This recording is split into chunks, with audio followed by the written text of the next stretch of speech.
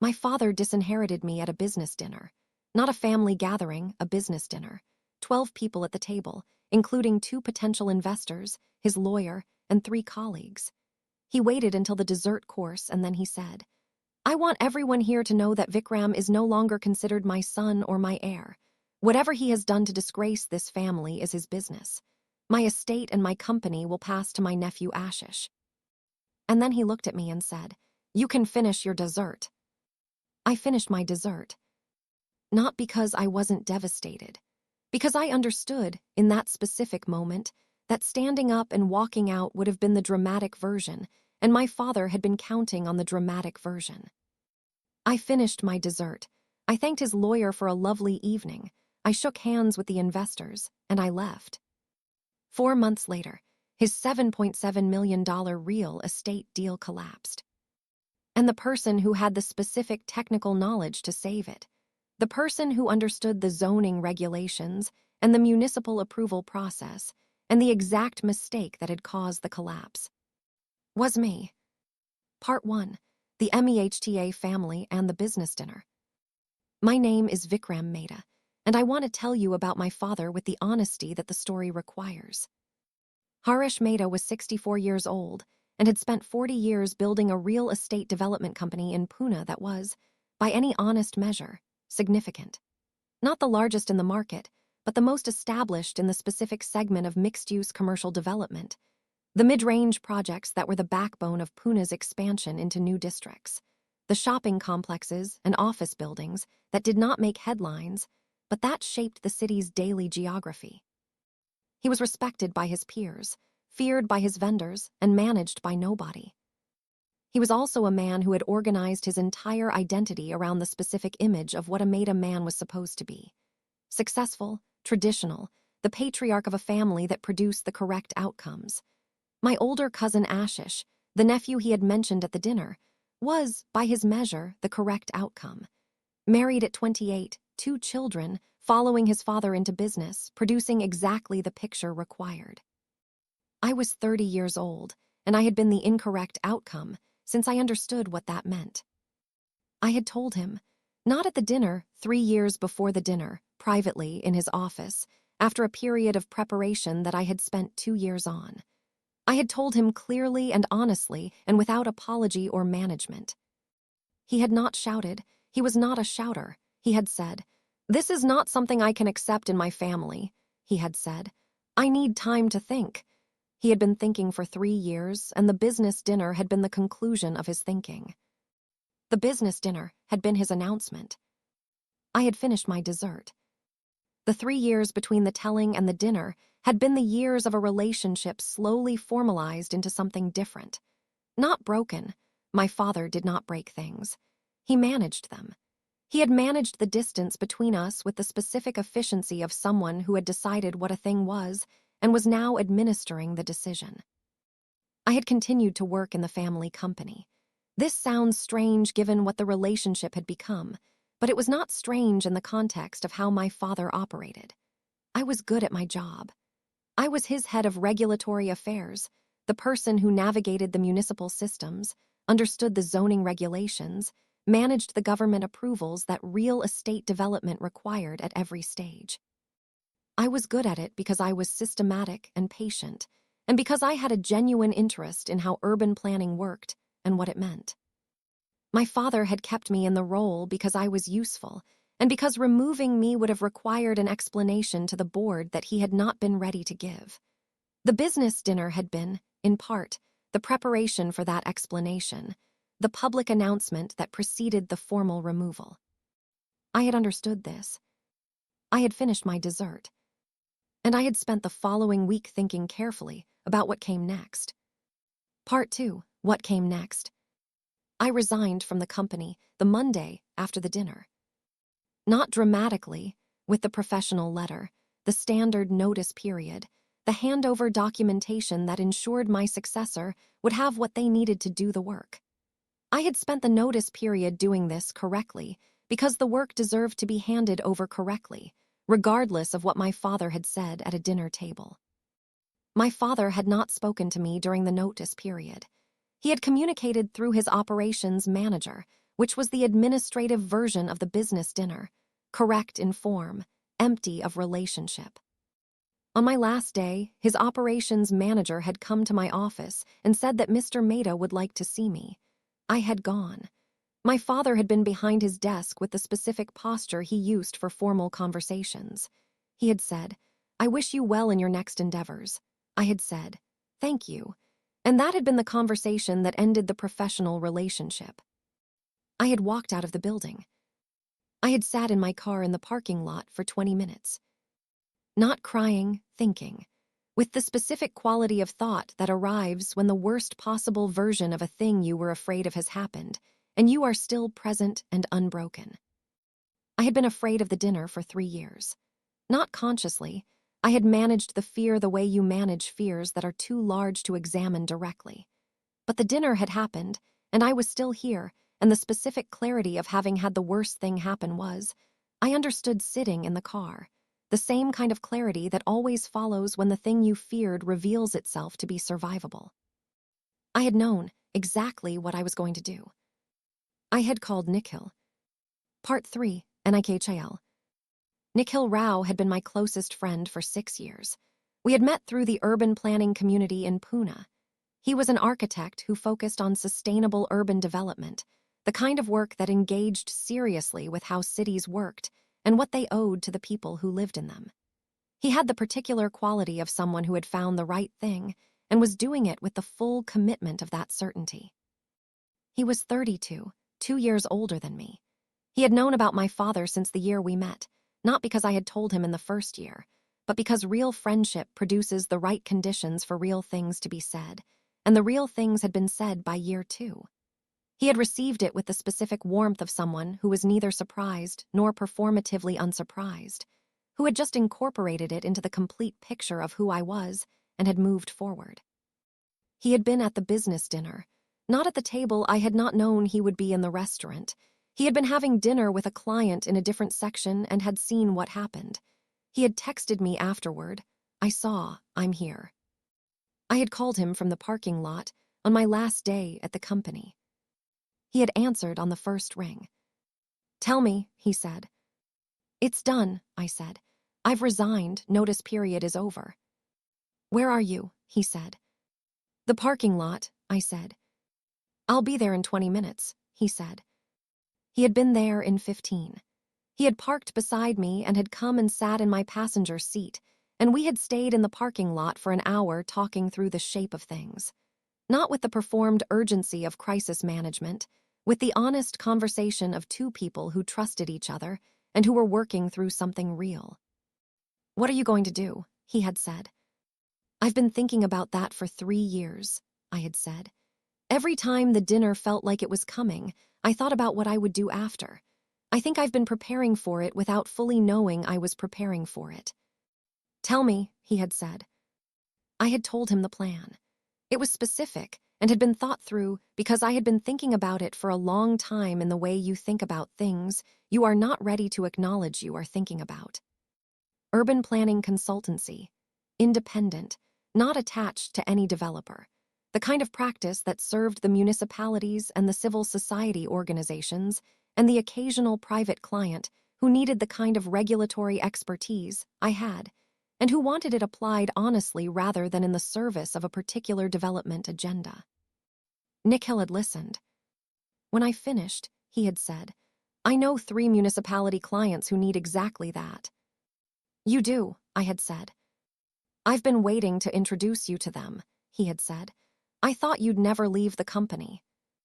"I didn't leave," I had said. "I was removed." "Same result," he had said. Part 4, building the practice. The 8 months between the parking lot and the deal collapse were the 8 months of building something. Nikhil had been right about the municipal clients.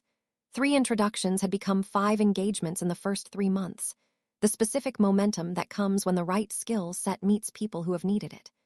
Urban planning consultancy in the regulatory space was a niche that was genuinely underserved in Pune. The municipalities had the projects, but not always the expertise to navigate the regulatory intersections that determined whether projects were approved, delayed, or rejected. I had that expertise. I knew it from both sides, the developer side, which I had spent 7 years on, and the regulatory side, which I had navigated repeatedly enough to understand its internal logic. The work was the most interesting work I had ever done, not because it was prestigious. It was not prestigious in the way that the Meta Group had been prestigious.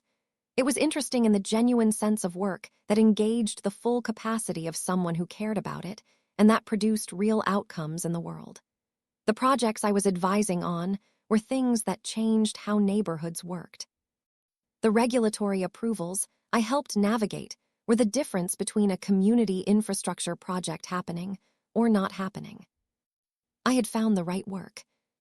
Nick Hill had been instrumental, not just the client introductions, the ongoing collaboration that had emerged from the shared work context. Several of his architecture projects had regulatory dimensions that benefited from my consultancy, and several of my regulatory engagements had spatial and design dimensions that benefited from his expertise.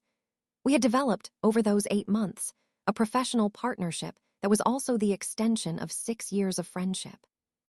I had also been filing something about Nick Hill for 2 years.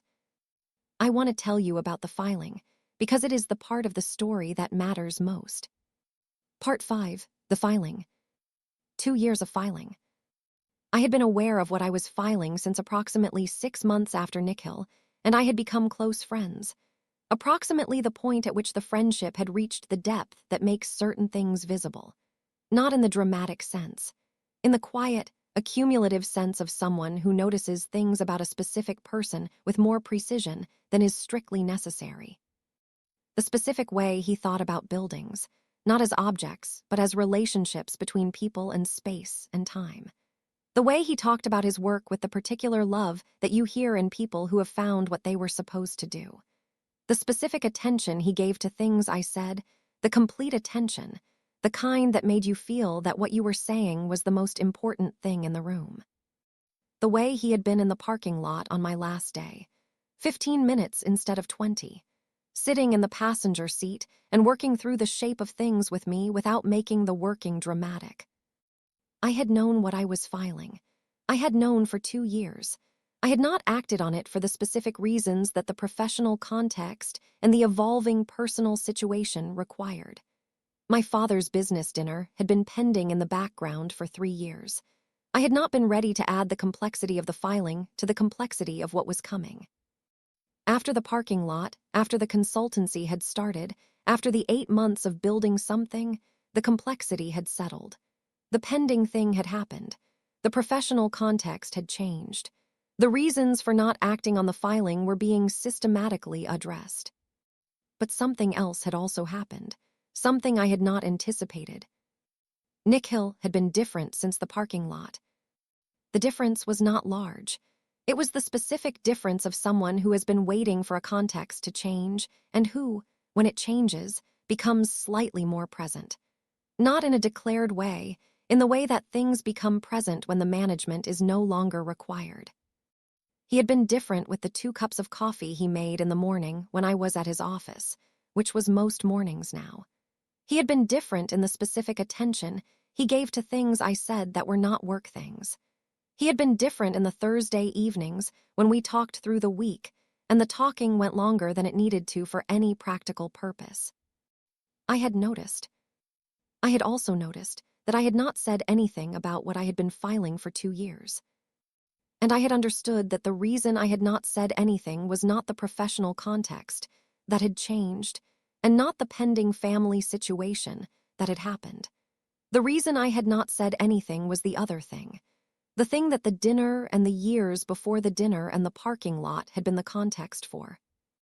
I needed to know who I was in the after before I said what I had been filing. 8 months of building, the consultancy had answered that question. I knew. Part 6, the deal collapse. 4 months after the parking lot, 8 months after the dinner, my father's $7.7 million deal collapsed.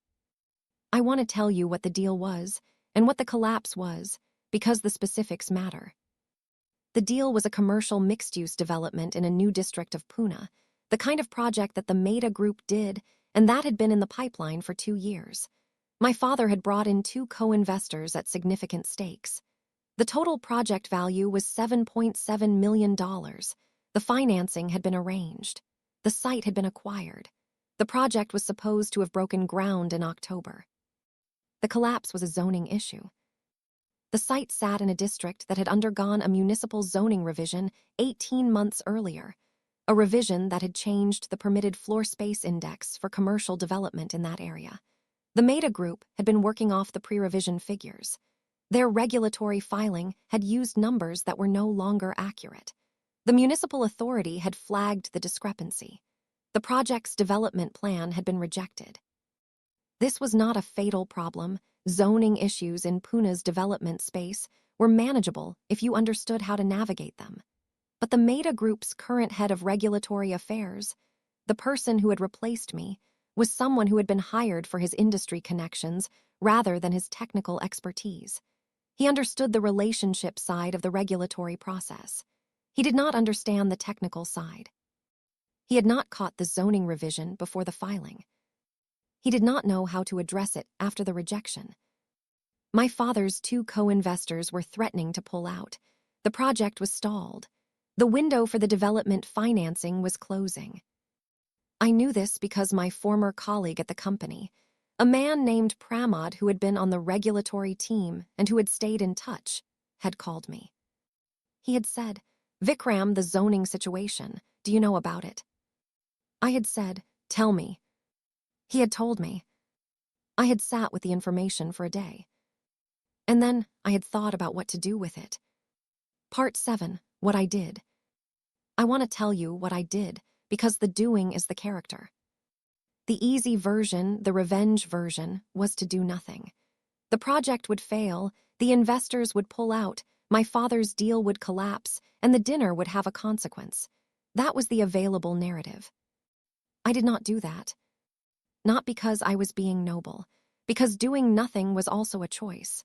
Letting something fail when you have the ability to address it is not neutral, it is a decision. I was not going to make that decision. But I was also not going to perform generosity.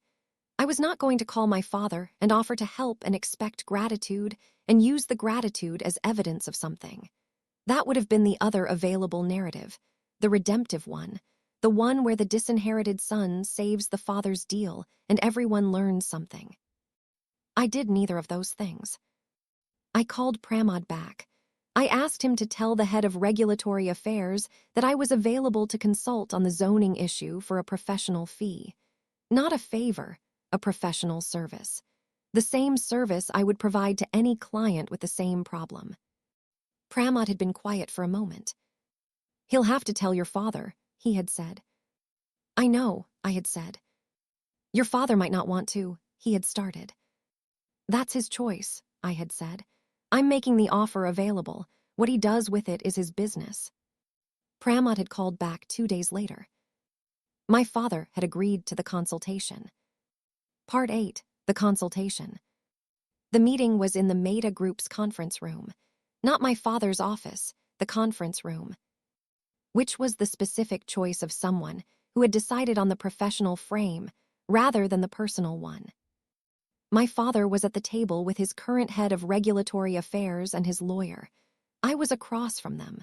I had brought my professional brief, the analysis of the zoning revision, the specific discrepancy in the filing, the path to resolution. I presented it professionally, not coldly, professionally, with the same quality of work that I brought to every engagement. I laid out the problem precisely, and I laid out the solution with equal precision. The solution was technical and specific, and was achievable within the project timeline if the right steps were taken in the right order. I had not looked at my father during the presentation. My father had not spoken during the presentation. His head of regulatory affairs had asked 3 questions. I had answered them. His lawyer had asked 2. I had answered them.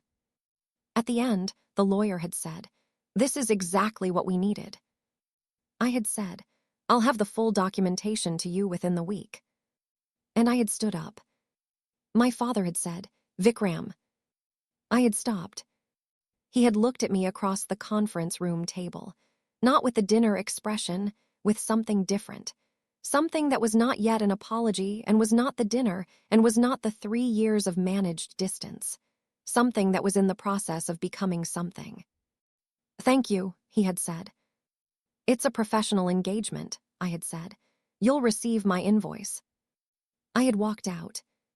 Part 9, NIKHIL and the evening. I had gone from the Meta Group conference room to Nikhil's office. Not because I had planned to, because it was where I went when things had happened that needed to be processed with someone who would receive them correctly.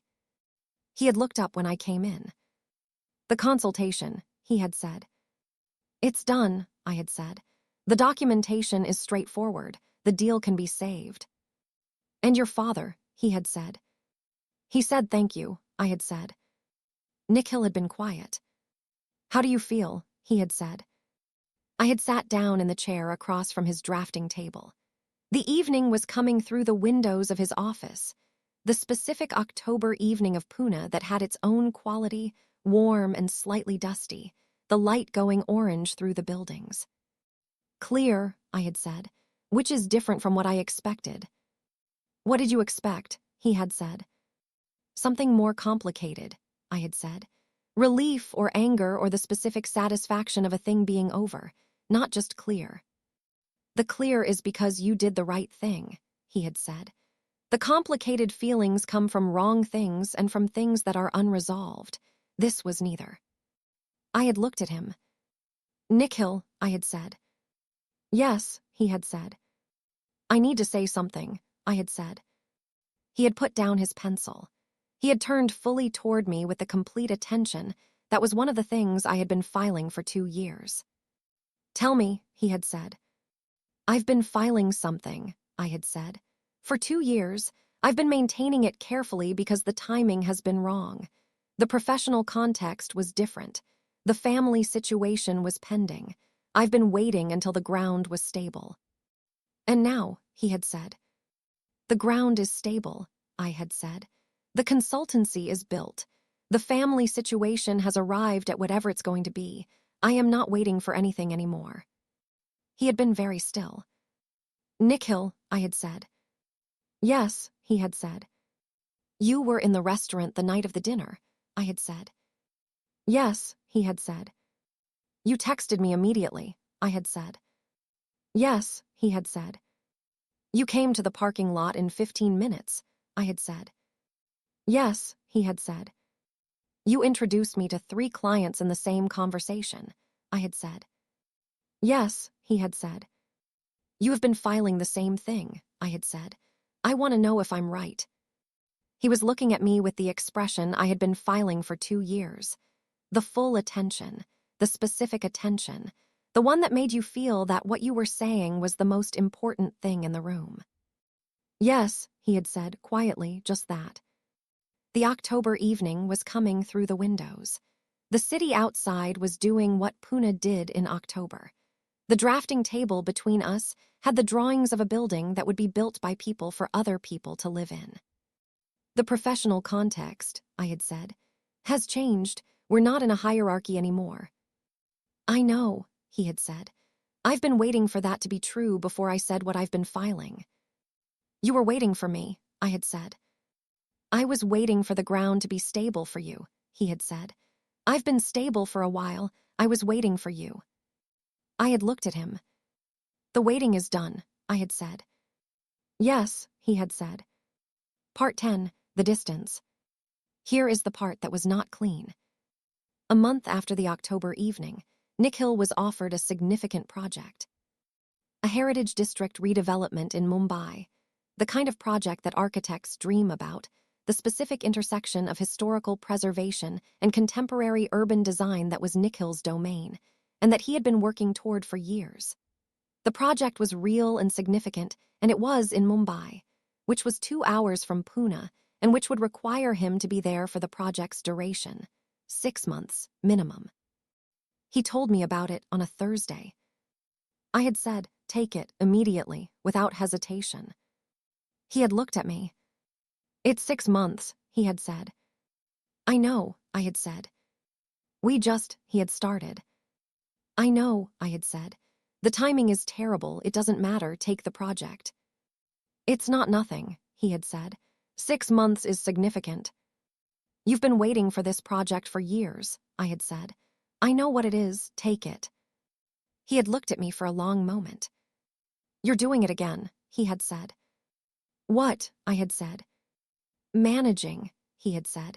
You're being the person who gives things up so someone else can have them. I had been quiet. That's not what I'm doing, I had said. Are you sure? He had said. I had thought about it.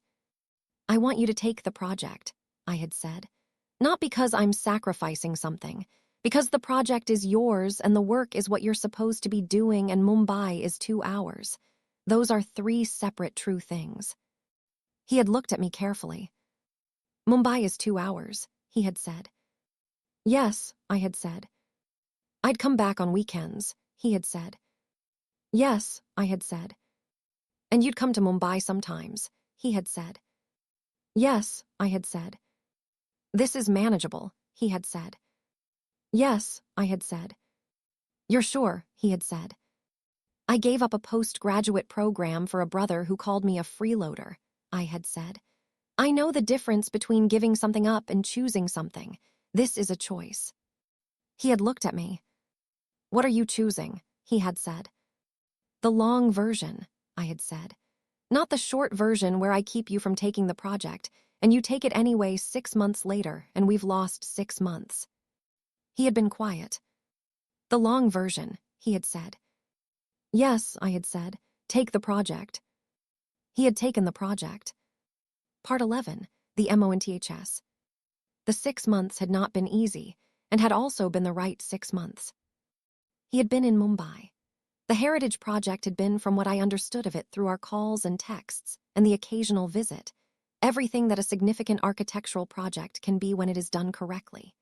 He was embedded in it with the full commitment of someone who had found the right work, and I had watched this from 150 kilometers away with the specific mixture of pride and missing that 2 hours produces when you have chosen the long version. I had been in Pune building the consultancy. The zoning consultation for the Meta Group deal had resolved correctly. The project had been saved. The investors had stayed. My father had said thank you and paid the invoice and had not said more. There was something between us now that was different from the dinner and different from the 3 years before the dinner, a fragile, imprecise beginning thing. I had not rushed it. My consultant practice had grown.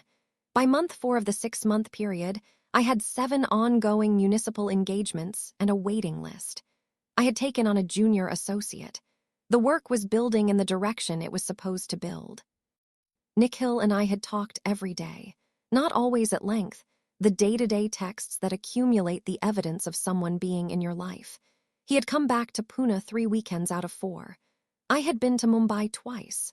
The 2 hours had been manageable in exactly the way I had said it would be manageable. On the 6th Saturday of the Mumbai period, he had been at my apartment for the weekend. We had been sitting in the specific domestic quiet of 2 people who have found the rhythm of a shared space. He had been reviewing drawings.